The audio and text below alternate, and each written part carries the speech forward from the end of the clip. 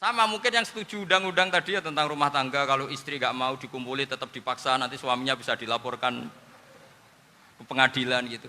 Saya pasti mikir saya bukan masalah pengadilannya, pasti istrinya cantik. Kalau jelek kan nggak mungkin dipaksa.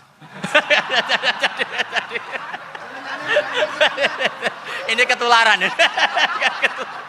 Jadi saya cara berpikir tuh, jadi tak pikir lucunya saja, bukan pikir serius. Ketularan ya sudah ketularan ini. Karena keburukan itu mudah nular.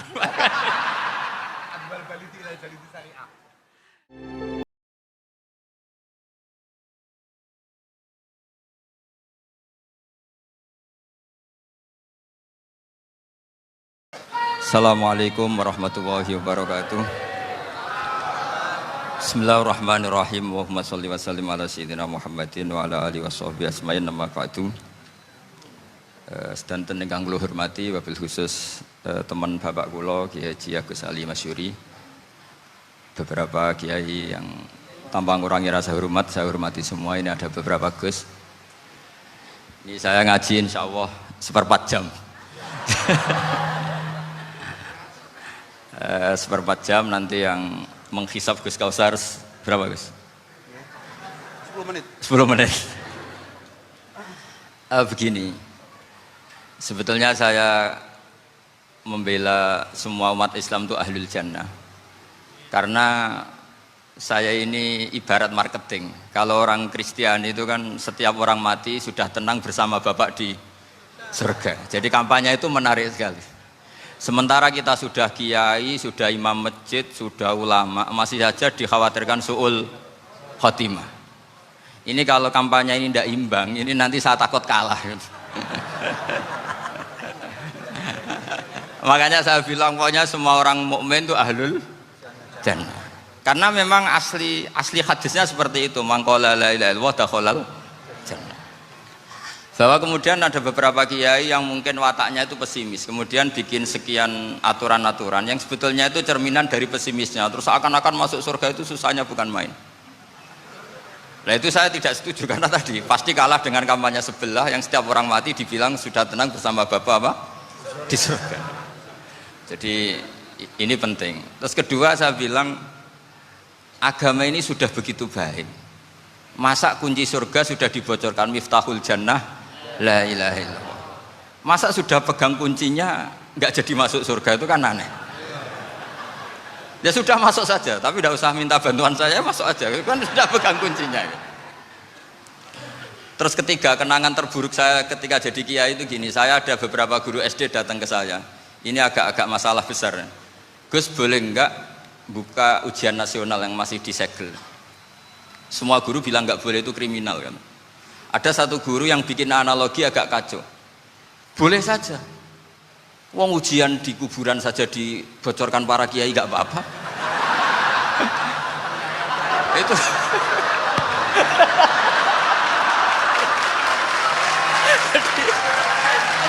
Tapi ini kriminal ya. Perhatian kepada kiai, nggak boleh memukul pemateri.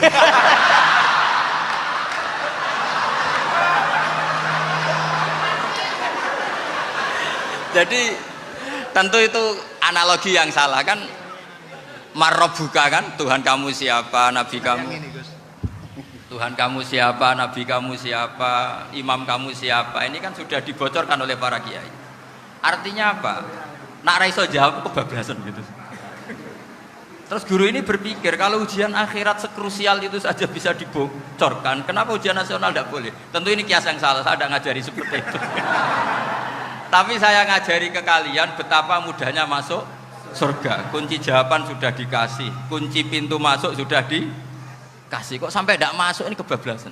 Paling salah gurunya. Jadi ini kenapa saya sering cerita orang mukmin semuanya itu min ahlil jannah, itu saya jamin. Sama tidak usah takut su'ul khotimah, tidak usah takut berlebihan seperti itu. Karena setahu saya, setidaknya saya mewakili ulama zaman ini, rata-rata guru kita ini bermadzhab Syadzili dalam berkeyakinan berpikir tentang Allah. Di antara ini yang mulai saya ngomong serius, supaya tadi kan guyonannya sudah diambil Gus Reza sama Gus Kausar. Saya tahu kenapa mereka guyon, kalau ngomong serius takut kalah sama saya.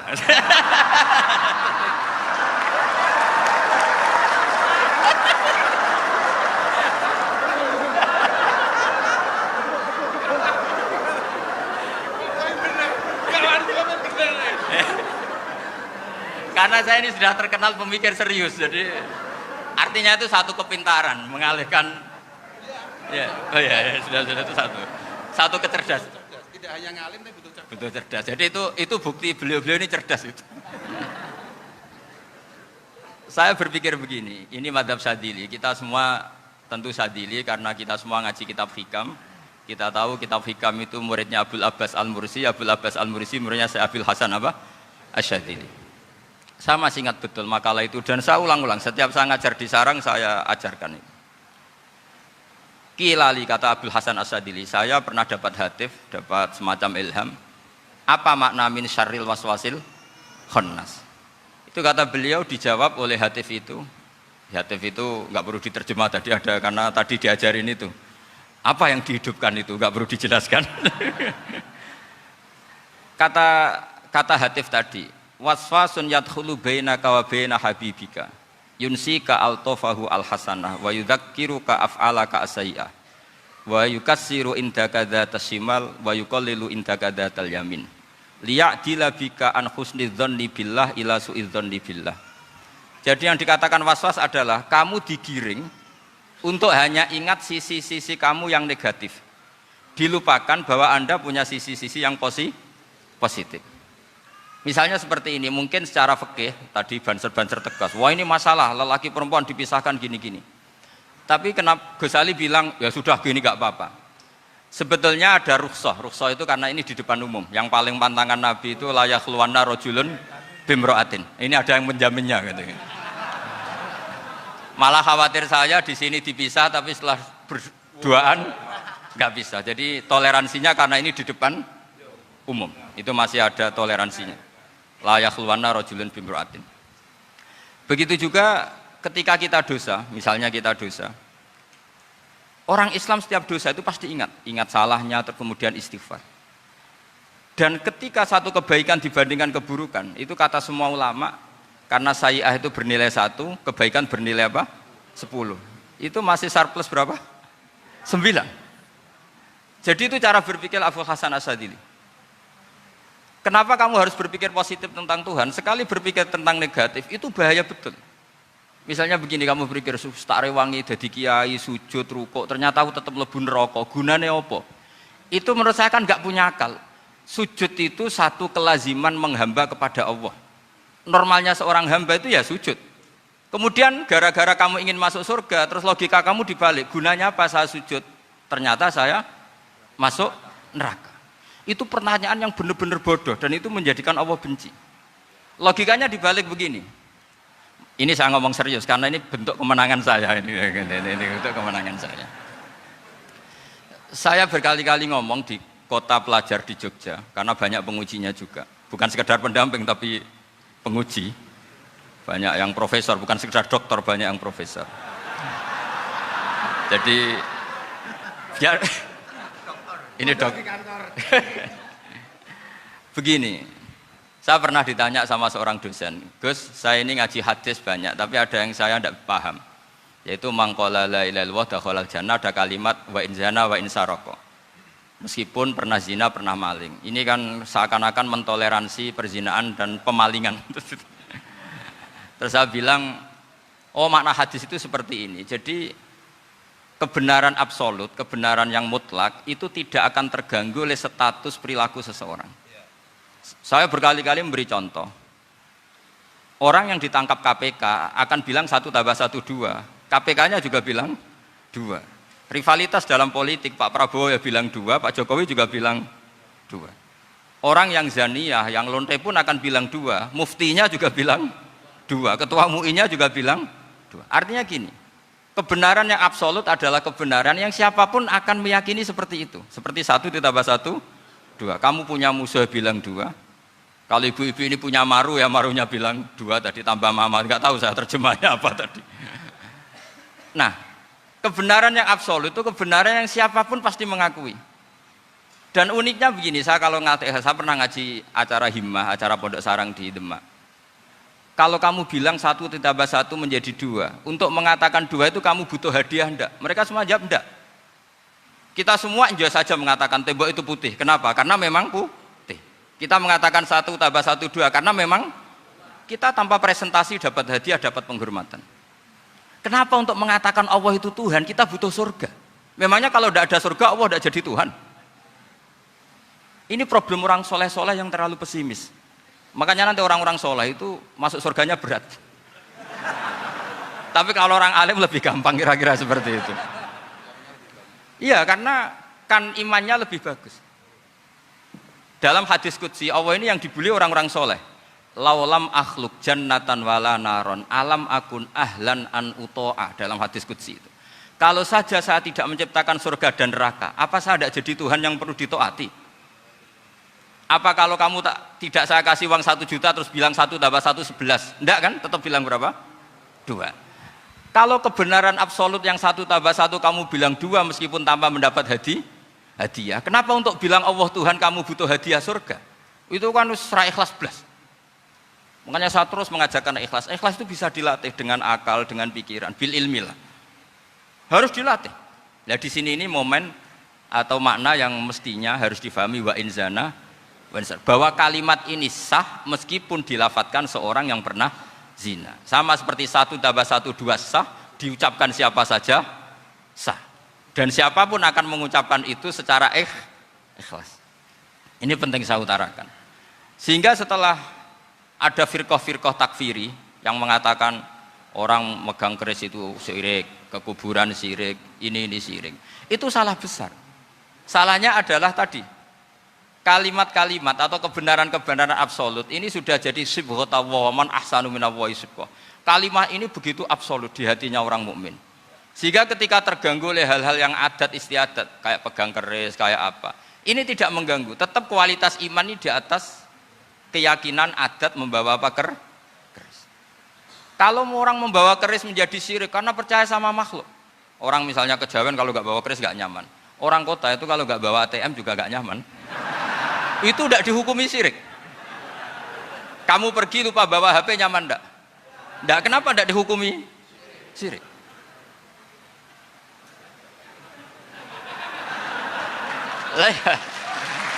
Jadi ini logika-logika. Jadi makanya ini Gus Reza boleh ngeritik saya. Saya tuh berkali-kali bilang, saya termasuk ulama yang mau bikin gerakan cangkem elek.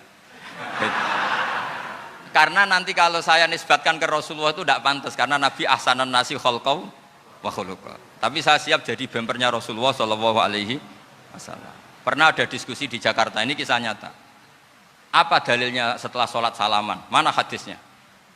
Itu dijawab hadisnya tentu kita kesulitan. Kalaupun ada hadisnya dhaif semua yang masalah musafahan. Akhirnya mau tidak mau dijawab pakai cangkem elek. Boleh enggak kamu setelah salam nyalain HP yang off? Boleh. Boleh enggak ke kamar mandi? Boleh. Oh berarti kencing boleh, nyalain HP boleh, yang enggak boleh itu ingat Allah. Karena mereka mengkritik wiridan, ngeritik salam. Akhirnya mikir deh, ada enggak hadisnya orang setelah sholat nyalain HP? Enggak ada kan?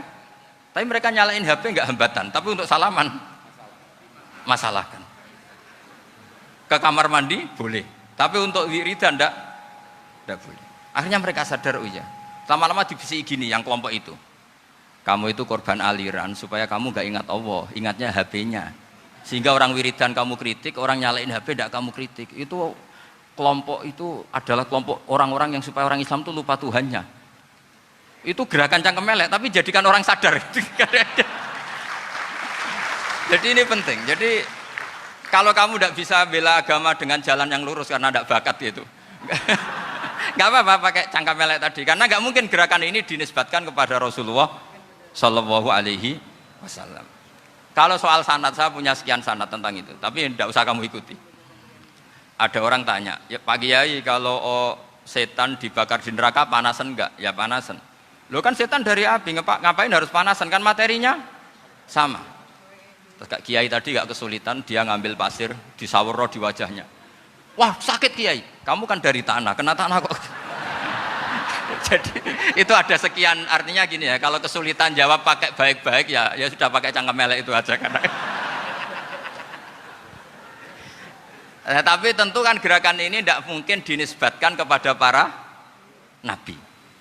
Tapi saya pastikan meskipun nggak bisa dinisbatkan kepada para nabi dari segi cangkem elek tadi, tapi secara semangat itu sama. Saya punya sekian contoh. Bener Gus Riza tadi gojok saya sengawur-ngawurnya itu masih punya sana. Itu pas saya ngawur pun masih punya apa? Sana. Nabi Ibrahim itu ketika faja'alahum juzatan illa kabirallahum itu si berhala paling besar dikasih kapak.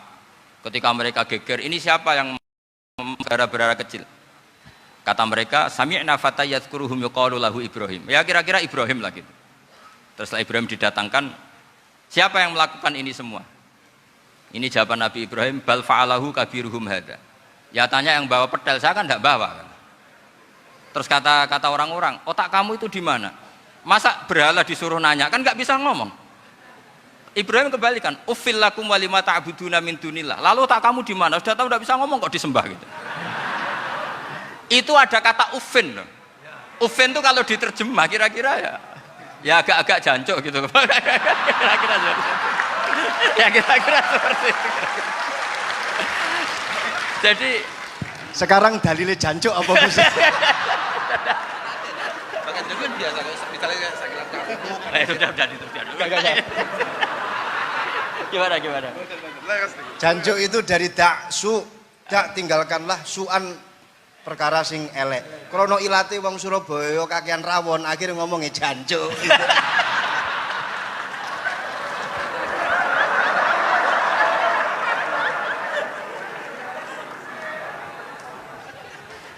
Jadi mulai dulu melawan kebatilan itu harus pakai logika yang vulgar. Karena memang nggak mungkin dengan bahasa-bahasa priayi itu nggak mungkin. Dan ini penting saya utarakan. Nah, kalau nanti nggak mungkin dinisbatkan kepada Rasul karena Nabi adalah ahsanan nasi khalqa wa khuluqa, kita yang ngambil alih saja. Gus Reza, saya, Gus Kaustan ini cara cangkem elek kan pantas. Luas. Selain bakat ya sudah natural. Karena memang itu cara kita menjelaskan kebenaran. Saya ulang lagi, itu cara kita menjelaskan apa? Kebenaran. Mau tidak mau. Saya pernah ditanya sama seseorang, Gus, beberapa nabi itu kan poligami itu bukti hipersek. Karena yang tanya itu orang nasionalis yang nggak pati senang Islam. Terus tak balik tanya, perempuan itu makhluk lemah enggak? Ya lemah. Kalau nolong lama satu itu gimana? Ya baik. Kenapa nolong dua jadi tidak baik? Harusnya kalau nolong tiga tidak baik. Tapi saya tidak dukung poligami. Ini cerita saya. Setidaknya mereka jadi ingat. Saya itu pernah ditanya agak-agak orang ateis. Dia benci Islam tapi neliti Islam. Pertanyaan kedua, kenapa dalam perang itu seakan-akan Nabi itu perampok? Hartanya orang kafir disita kemudian menjadi ghanimah. Itu kan kayak ngerampok. Terus saya tanya gini, kalau ada penjahat ke rumah kamu, kemudian pakai senjata api, setelah kamu ringkus, itu senjata api kamu kembalikan apa kamu sita? Oh ya saya sita, kalau tak kembalikan dipakai ngerampok lagi. Ya sama seperti itu, kalau kekuatan mereka dikembalikan, akan dipakai kekuatan mereka lagi.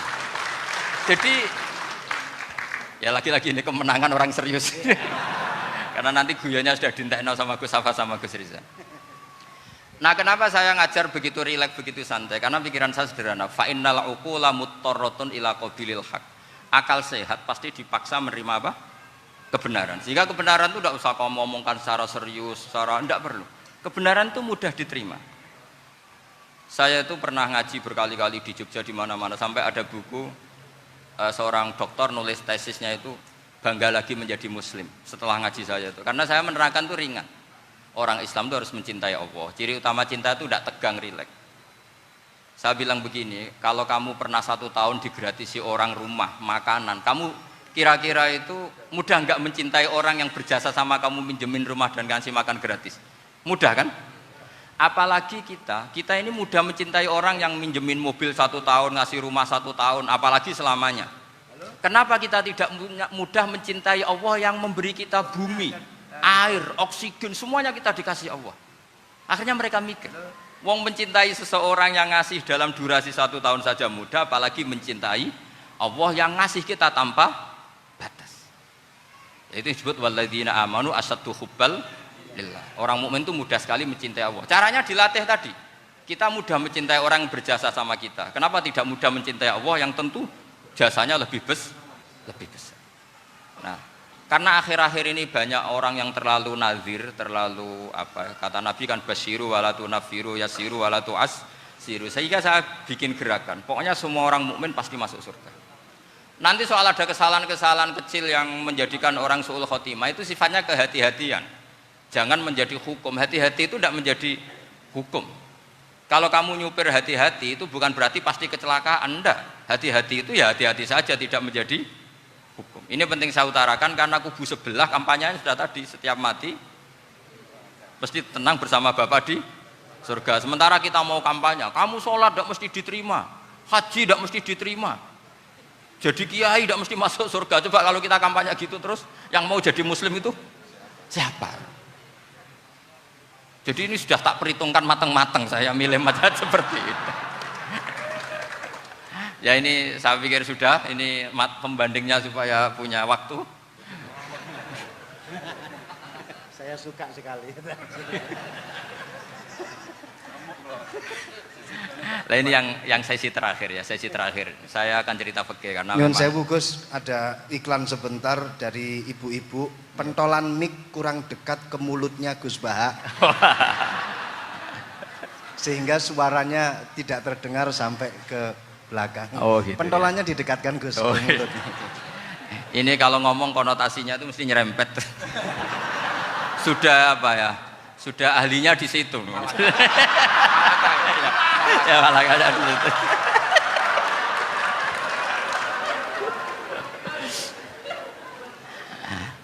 Dalam sesi terakhir saya cerita pentingnya pembanding.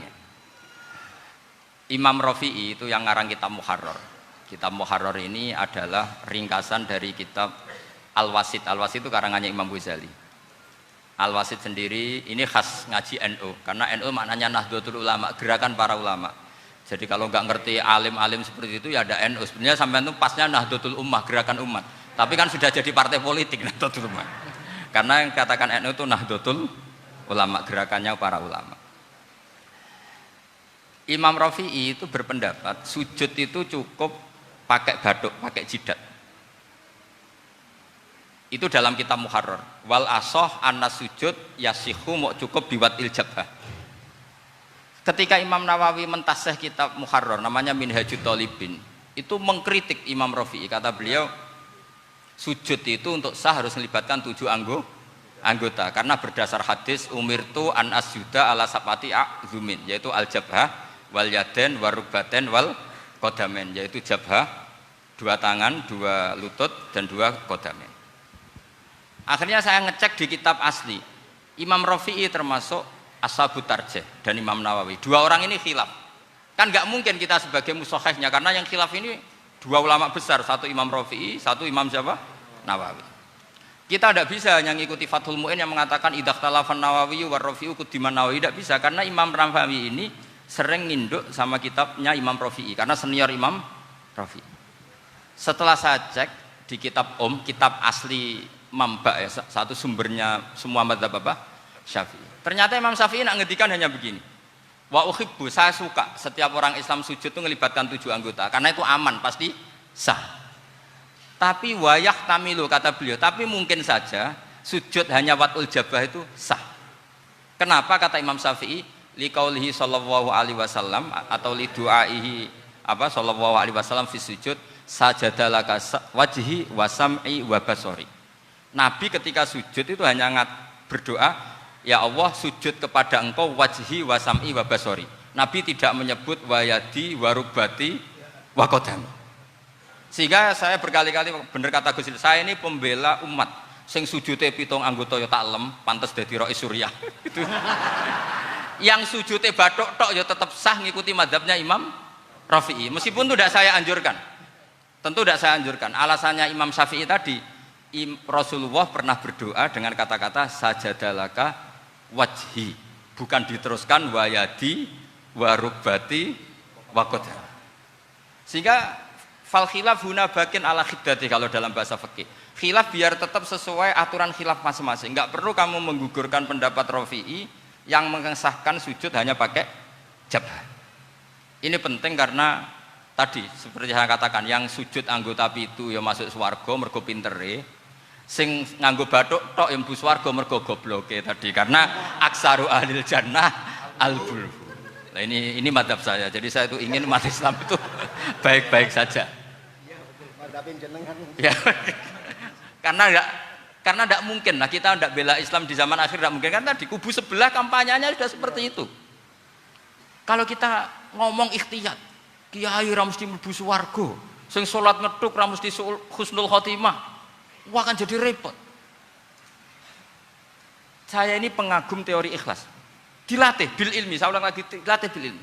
Saya ini malunya tadi, saya mengatakan 1 tambah 1 2, itu meskipun tidak ada yang memberi hadiah, tetap saya katakan 2. Saya mengatakan air itu dingin, tidak ada yang ngasih hadiah, saya akan bilang kalau air itu dingin, kalau api itu panas. Untuk hakikat-hakikat seperti itu saja saya jujur tanpa ingin imbalan. Tapi ketika hakikat mengenai Allah kok saya minta imbalan surga dan neraka, ini apa-apaan? Kira-kira gitulah, Rois Suriah macam apa gitu.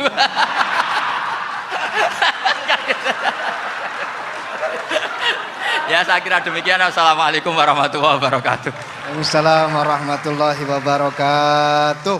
Alhamdulillah. Baru kali ini ada seminar yang dikritik terus sama pemateri itu pendampingnya. Mestinya pembandingnya. Tapi luar biasa para milenial semuanya, Masya Allah, terlihat wajah-wajah surga di majelis ini. Walaupun toh yang hadir tidak semuanya milenial, ada post milenial juga di sini. Ada yang Gus dan juga ada yang Kiai. Kalau Gus biasanya kan masih bisa tolah-toleh, kalau Kiai harus fokus. Tapi yang paling fleksibel di PWNU Jawa Timur, yang paling enak itu adalah beliau, Kiai Haji Agus Ali Mazhuri. Enaknya pripun? Dadi kiai ya iso, dadi Gus ya iso. Itu posisinya paling enak di antara pengurus-pengurus yang lain. Tepuk tangan untuk beliau, enggak apa-apa. Langsung saya buka pertanyaan. Yang ditanya 2 orang, jangan pendampingnya. Yang ditanya 2 orang. Kalau enggak Gus Baha, Gus Kausar. Saya hitung sampai 10, nggak ada pertanyaan, kita tutup dengan doa. 1, 10. Ada yang 2 mawon nggih, pertanyaannya 2. 1, monggo. Yang perempuan, saya ingin yang perempuan, monggo. Sudah 2, silakan.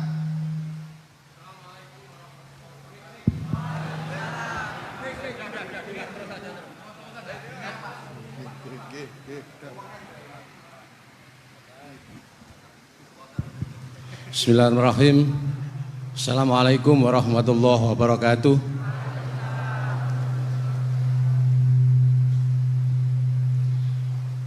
Yang saya ingin tanyakan kepada Gus Baha, saya itu sering ngaji lewat YouTube panjenengan Gus.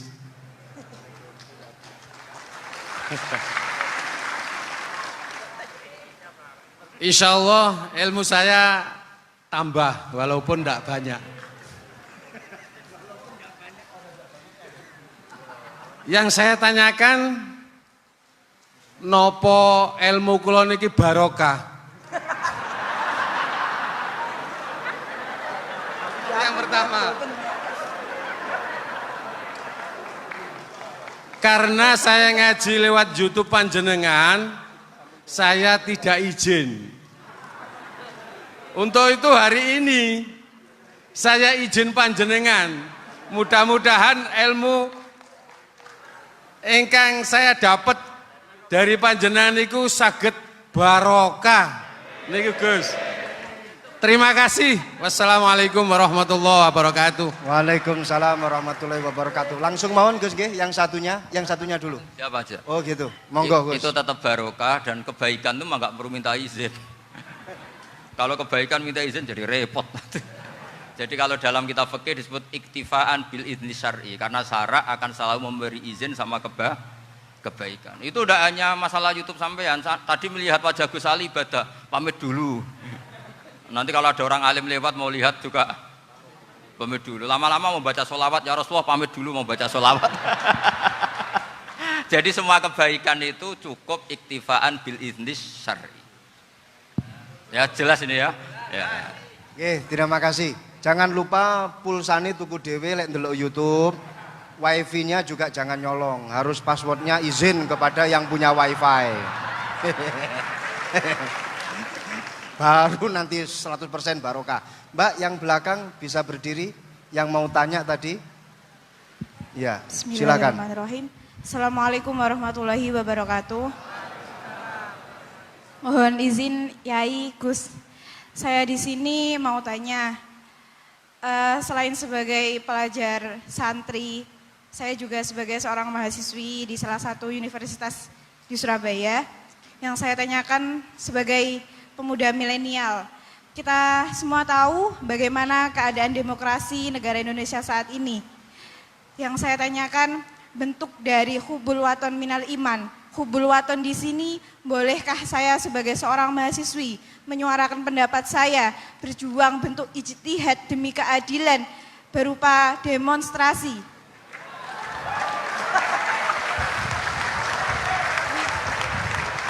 Ngapunten. Yang saya tanyakan di sini, bagaimana menurut Gus, apakah saya melakukan demonstrasi ini sudah baik atau sangat baik atau mungkin perlu dikaji kembali? Terima kasih. Wassalamualaikum warahmatullahi wabarakatuh. Hubungan antara demonstrasi dan hubbul wadon minal iman. Hah? Oh ya, hubbul waton minal iman.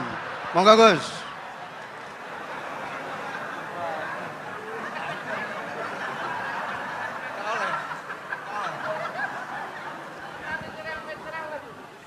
Ini benar-benar ahli loh aku.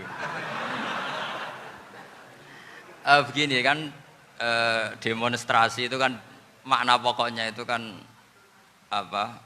Memperlihatkan. Makanya demonstrasi kekuatan maknanya ya show ya, memperlihatkan satu apa? Kekuatan.